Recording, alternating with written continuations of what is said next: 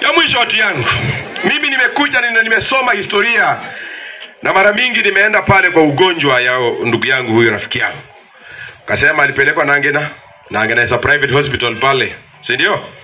Hiyo ya mission. Baadaye akatoroka hapo, akapelekwa Eldoret. Sijui akapelekwa tena Eldoret mara kadhaa. Swali yangu ni hii.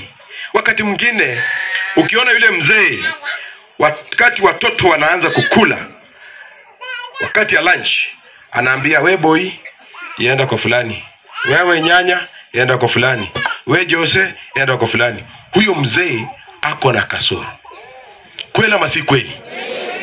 Why is it magonjwa yote ya Busia County, yote referral zote Bungoma, Kakamega, Eldoret, kweli ama si kweli?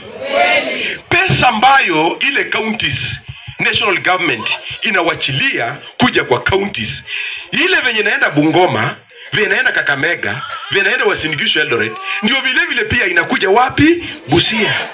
Aliyeroga Busia County ni nani? Nisema ama nisiseme? Nitoboe ama nisitoboe? Yani pesa ya Busia County, ukienda hospitali, nyinyi mnaenda hospitali, unaweza pata dawa kwa hospitali? Matibabu iko kwa hospitali? Hata tu pamba iko hospitali? Hata tu gloves iko hospitali? Watu wa makwenda masikwende? Aende masiende? Otuoma one time, otuoma.